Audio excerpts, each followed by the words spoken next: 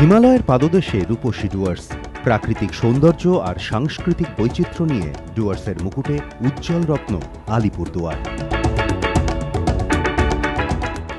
একাধিক আদিবাসী ও উপজাতি গোষ্ঠীর বাস এখানে।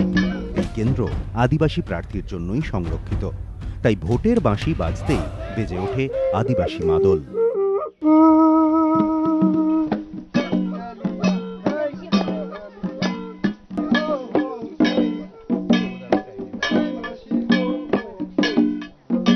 হিমালয়ের পাদদেশে ছোট্ট এই ভূখণ্ড আলিপুরদুয়ার, আদিবাসী সংরক্ষিত এই ভূখণ্ডে এই লোকসভা কেন্দ্রে ভোট মানে উৎসব, রঙের উৎসব, নাচের উৎসব, গানের উৎসব। আর আদিবাসী এই কেন্দ্র, সংরক্ষিত কেন্দ্রে ভোটকে ঘিরে রীতিমতো উৎসবে মেতেছে ছোট্ট এই ভূখণ্ড আলিপুরদুয়ার।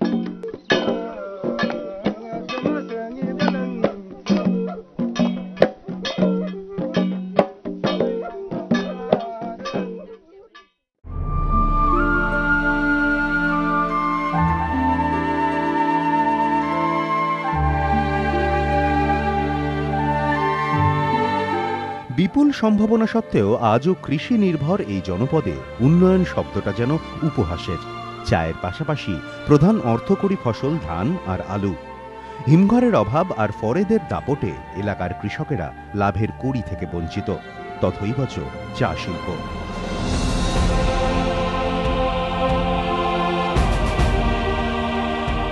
চা বাগানগুলিকে কেন্দ্র করে চা পর্যটন হয়তো এলাকার অর্থনৈতিক ভাগ্য ফেরাতে পারত, কিন্তু সবই মরীচিকা। ৭৯টি চা বাগান দিয়ে ঘেরা এই এলাকা আজ ধুঁকছে চা শিল্প। এরই মধ্যে টিমটিম করে চলছে কয়েকটি বাগান। সিংহভাগের নাভিশ্বাস উঠেছে আজ। একদা বাম আন্দোলনের আঁতুর ঘর এই চা বাগান। এলাকার চা বাগানের মধ্যে সংগঠন গড়ে তুলেই একসময় আলিপুরদুয়ারে নিরঙ্কুশ রাজনৈতিক আধিপত্য কায়েম করেছিল আরএসপি। এই চা শিল্পের মতোই ভগ্নদশা এখন আরএসপির। 2009-এর লোকসভা নির্বাচনে নিজেদের আধিপত্য বজায় রাখতে পেরেছিল তারা, কিন্তু 2011-র বিধানসভা নির্বাচন ব্যাপকভাবে কোণঠাসা হয়ে পড়ে আরএসপি। তাই 2014 লোকসভা নির্বাচন এখন আরএসপির কাছে এক কথায় মরণ বাচনের লড়াই।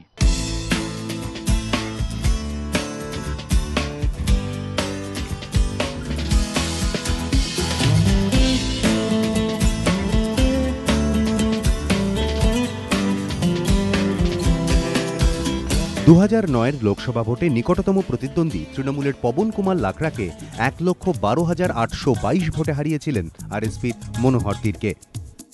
শেষ পর্যন্ত এই লোকসভা কেন্দ্র যাতে হাতছাড়া না হয়ে যায়, তার জন্য এক কথায় সর্বশক্তি দিয়ে ঝাঁপিয়েছেন মনোহর তীরকে। 2009-এর লোকসভা ভোটে জয়ী আরএসপি সাংসদ এবারও লড়াইয়ের ময়দানে। তীব্র প্রতিদ্বন্দ্বিতা আলিপুরদুয়ার লোকসভা কেন্দ্রে। কংগ্রেস, তৃণমূল, আরএসপি, বিজেপি চতুর্মুখী প্রতিদ্বন্দ্বিতা। তবুও পুরনো দুর্গ সামলাতে ময়দানে আদা নুন খেয়েই নামতে হয়েছে আরএসপিকে। তার কারণ লড়াইটা এবার কঠিন। লোকসভা নির্বাচনে মনোহরকে কোদাল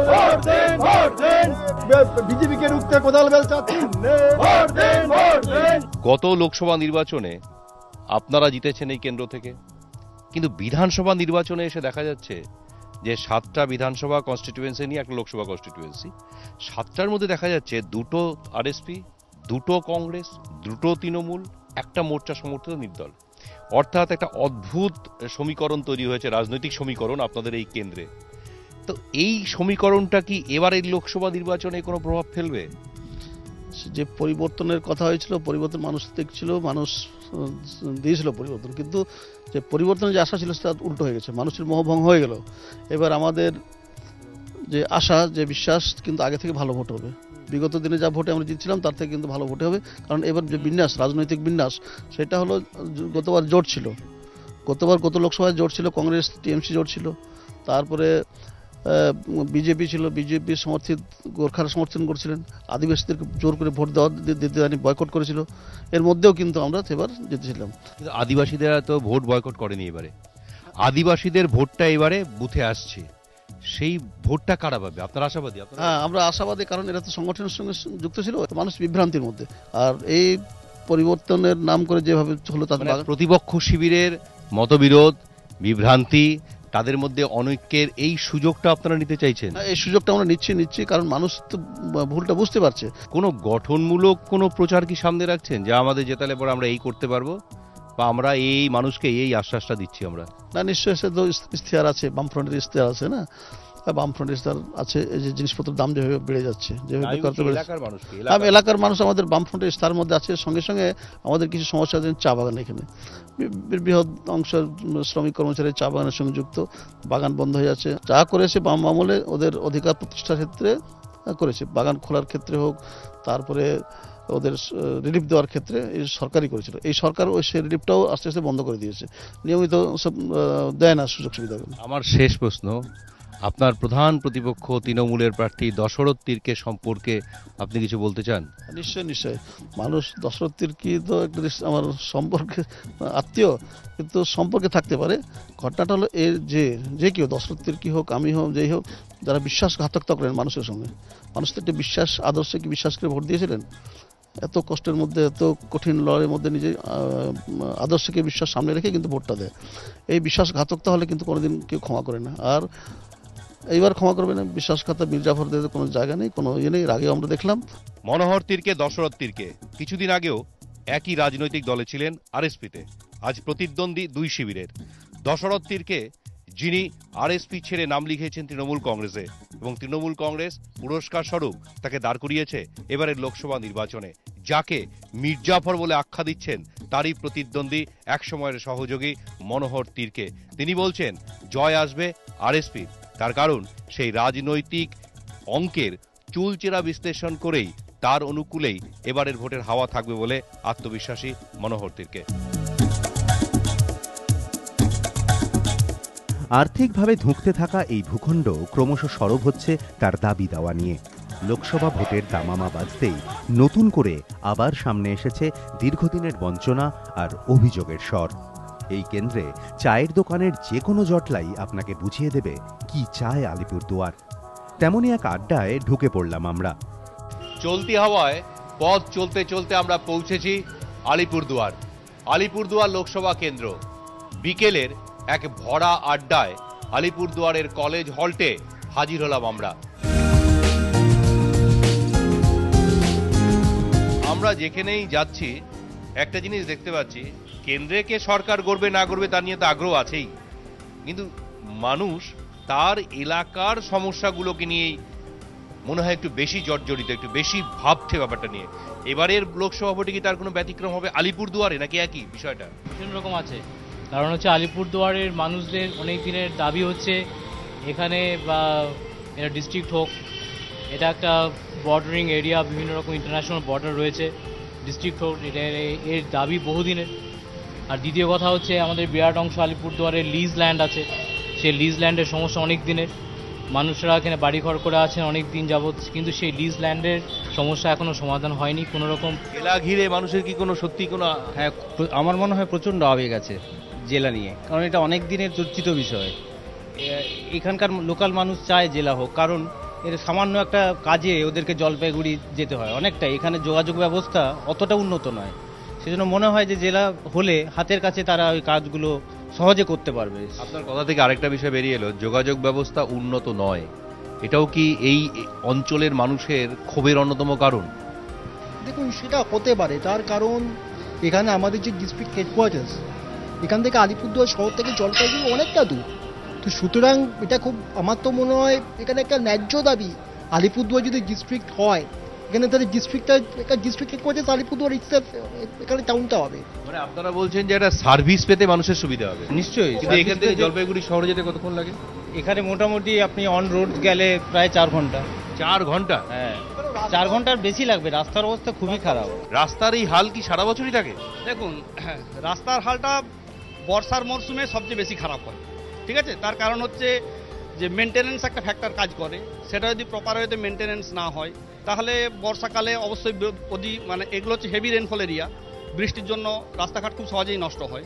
কেন্দ্রীয় সরকার যদি উত্তরবঙ্গের এই ডুয়ার্স এবং তরাই অঞ্চলকে অবহেলিত অঞ্চলের সঙ্গে যুক্ত করে, পিছিয়ে পড়া ব্যাকওয়ার্ড রিজিয়ন যেটা নর্থ ইস্ট রিজিয়ন যুক্ত করে, তাহলে কেন্দ্রীয় তহবিল আসতে পারে, উন্নয়নমূলক কাজ হতে পারে, যেটা দীর্ঘদিনের দাবি রাজ্যের মানুষের সেটা কিন্তু পূরণ হচ্ছে না।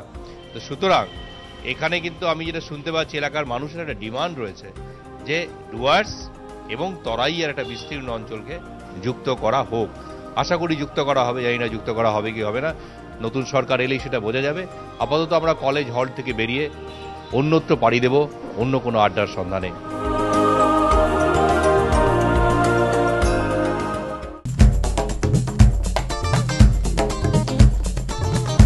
মানুষের ক্ষোভকে পুঁজি করেই 2011 বিধানসভা নির্বাচনে নিজেদের রাজনৈতিক জমি শক্ত করেছে তৃণমূল। 2009 লোকসভা ভোটে কংগ্রেস ও তৃণমূল জোট পেয়েছিল 29% ভোট। আলিপুরদুয়ার লোকসভা কেন্দ্রের অন্তর্গত 7টি বিধানসভা আসনের মধ্যে 2টি বিধানসভা আসন গত বিধানসভা নির্বাচনে ছিনিয়ে নিয়েছে তৃণমূল কংগ্রেস। 2টি আসন পেয়েছে কংগ্রেস, 2টি আরএসপি, 1টি আসন পেয়েছে মোর্চা সমর্থিত নির্দল। অর্থাৎ রাজনৈতিক শক্তির বিচারে এখানে এক কথায় সমান সমান ক্ষমতা রাখে প্রতিপক্ষ 3 রাজনৈতিক দলই। এই জায়গা থেকেই আলিপুরদুয়ার দখলের স্বপ্ন দেখছে তৃণমূল, তাই নাওয়া খাওয়া এখন শিখে দিন রাত এলাকা চষে বেড়াচ্ছেন তৃণমূল প্রার্থী দশরথ তীরকে। আমরা কথা বলবো আলিপুরদুয়ার কেন্দ্রের তৃণমূল প্রার্থী দশরথ তীরকের সঙ্গে। দশরথ বাবু, আপনার যে প্রতিদ্বন্দ্বী, প্রধান প্রতিদ্বন্দ্বী মনোহর তীরকে, সে বলছে আপনি ইলেকশনে দাঁড়ানোতে তার জয়টা সহজ হয়ে গেল। তার কারণ আপনি একটা মির্জাফর, আপনি আরএসপি ছেড়ে তৃণমূলে এসছেন, মানুষের সঙ্গে বিশ্বাসঘাতকতা করেছেন, মানুষ বিশ্বাসঘাতকদেরকে বিশ্বাসই করে না, সুতরাং তার জয়ের রাস্তা সহজ হয়ে গেল। আচ্ছা আচ্ছা, তো আপনার মনে কি হয় এরা কি আমানুষ? এই যে আমার পিছনে আছে, এরা আমানুষ? যে আমি মানুষদেরকে যদি বিশ্বাসঘাত করে থাকি তাহলে এই যে এত লোক আছে এরা কি আমানুষ? ওনার কথা উনি রাজনৈতিক বক্তব্য রাখতেই পারে, আমার তাতে কোনো যায় আসে না।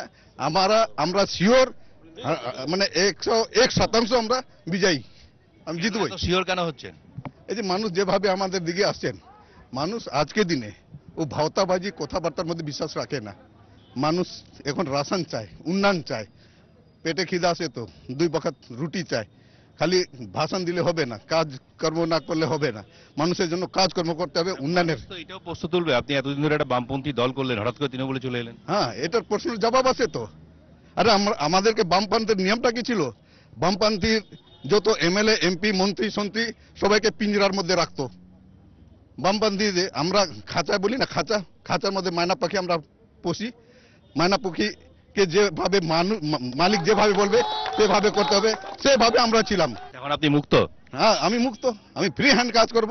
এই যে মানে যত মানুষ আছেন, যত জনসাধারণ আছে, তারা সহযোগিতা করবেন আমাকে। অ্যাকচুয়ালি এই যে 7টা কনস্টিটিউয়েন্সি, তার মধ্যে 2টো আরএসপি, 2টো তৃণমূল, 2টো কংগ্রেস, একটা মোর্চা সমর্থিত নির্দল। এবারে মোর্চা আবার বিজেপিকে সমর্থন করছে, তো মনে হচ্ছে কোথাও বেগ দেবে এরা বিজেপি। এটা আমরা আর বিশ্বাস করি না, কারণ কোন জায়গায় এরা বিজেপিকে, কোন জায়গায় আবার ওই আমাদের কুমারগ্রাম বিধানসভায় আবার মোর্চা, ঝাড়খণ্ড মুক্তি মোর্চা নিজে প্রার্থী দিয়েছে। এখন মানুষ কোনটাকে ভোট দিবে? বিজেপিকে ভোট দিবে না তীরধনুকে ভোট দিবে? হ্যাঁ, আমরা আশা করি সেটার জন্য মানুষ এখন কোন দলকে আর বিশ্বাস করতে পারছে না, কোন দলের উপরে আর আস্থা নেই। ওদের শত শত মানুষ আমার নিজের জায়গায় সব মানে চলে আসতেছে। আশা করছি আমাদের পঞ্চায়েত সমিতি এই ভোটের আগে আগে আমরা তৃণমূলে আমরা দখল নিয়ে নিব। আমার শেষ প্রশ্ন, আলিপুরদুয়ার লোকসভা কেন্দ্রের জন্য কি করতে চান আপনি? প্রথম তো আমাদের দিদি আমাদেরকে বলেই রাখেছে যে আমাদের খুব একটা দরকার আলিপুরটাকে জেলা। এমনি কাজকর্ম চলছে, কিছু টেকনিক্যাল প্রবলেম আছে, কিন্তু আমরা আশা করছি এবার যদি আমরা লোকসভা ভোট যদি বিজয়ী হই, দিদি আমাদের কথা অবশ্যই শুনবে। আর এটা আমরা আশাবাদী যে আমাদের আলিপুরদুয়ার জেলা হবেই। ধন্যবাদ আপনাকে। দশরথ তীরকের দাবি, মনোহর তীরকে যাই বলুন না কেন, তিনি আদৌ বিশ্বাসঘাতক নন, মানুষ তাকে বিশ্বাস করে, মানুষ তাকে বিশ্বাস করেই তার সঙ্গে রয়েছেন। সুতরাং জয় তার হাতের মুঠোয় আসবে, শুধু সময়ের অপেক্ষা। রাজনৈতিক কৌশলে একে অপরকে ঘায়েল করতে যখন ব্যস্ত রাজনৈতিক শিবিরগুলি, তখন সাধারণ মানুষের প্রত্যাশা একটাই, ভোট সাঙ্গ হলে যেন হিমালয়ের নিচে চাপা না পড়ে যায় মানুষের আশা আকাঙ্ক্ষা। দীর্ঘ লালিত সেই আকাঙ্ক্ষাই ঘুরপাক খাচ্ছে রাজনৈতিক স্লোগানের পাশে পাশে।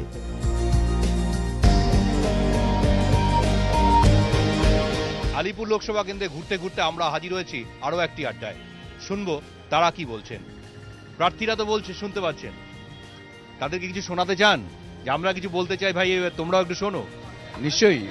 বিষয়টা হচ্ছে এই ভোট যখনই আসে, ভোট হচ্ছে একটাই কারণ, রাজনৈতিক দলের মাধ্যমে আমাদের সংবিধান এই সুযোগগুলো করে দিয়েছে সাধারণ মানুষকে সঠিক যোগ্য লোককে পার্লামেন্টে পৌঁছানো। তো এই জায়গাটায় আমরা দেখেছি স্বাধীনতার পর থেকে আলিপুরদুয়ার বরাবরই বঞ্চিত থেকে গেছে ডেভেলপমেন্টের দিক থেকে। আজ অবধি আলিপুরদুয়ার শহরের সবথেকে বড় সমস্যা হচ্ছে জমি সমস্যা। স্বাধীনতার এত বছর পরেও আলিপুরদুয়ারের মানুষ আলিপুরদুয়ারের জমির মালিক হতে পারলো না। এইটা কি কারণে?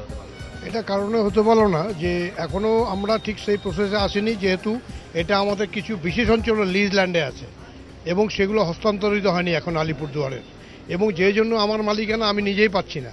কিছুটা পাট্টা দিয়েছে আমাদের 1 নম্বর। আলিপুরে যারা বসবাস করছে সেই সমস্ত মানুষের জমির অধিকার নেই? না, এখানে 6টা চরিত্র জমি আছে, হাট plot, lease plot, forest land, PWD land, irrigation land, rail land. না, আমরা কোনো মালিকানা এখন স্বাধীনতা পরে পাইনি, এখনো মালিকানা পাইনি। এটা কিন্তু আলিপুরদুয়ারে তথা ডুয়ার্সের মানুষের একটা ক্ষোভ। আপনারা যে এমপি নির্বাচিত করে পাঠান, এমএলএ নির্বাচিত করে পাঠান, তাদেরকে আপনারা বলেননি যে এটা ইস্যুটা বিধানসভায় তুলুন, লোকসভায় তুলুন? হ্যাঁ, বলা হয়েছিল বারবার, কিন্তু তারা ভোট পাওয়ার পরেই ওরা যেন ভুলে যান। আপনারা জমির মালিকানা পেয়ে গেলে আলিপুরের সমস্যার সমাধান মোটামুটি? না, জমির মালিকানা পেলেই যে আমরা আলিপুরের সমস্যা মিটিয়ে দেবে, নট দ্যাট। আমাদের আলিপুরের প্রধান সমস্যাটা হচ্ছে যে প্রশাসনিক লেভেলে একটা সমস্যা রয়ে গেছে, যে আমরা স্বাধীনতার পর থেকে আমরা জেলার ব্যাপারটা বলছি, কারণ কুমারগ্রাম থেকে জলপাইগুড়ি যেতে একটা মানুষের কিন্তু দুর্ভোগ খুব ভুগতে হয়। সরকার তো বলে দিয়েছে জেলা হবে। না, সরকার বলছে, এই সরকার নির্বাচনের পরে প্রতিশ্রুতিবদ্ধ হয়েছে জেলা দেবে। আমরা আশাবাদী, আশাহত নই, আমরা আশাবাদী।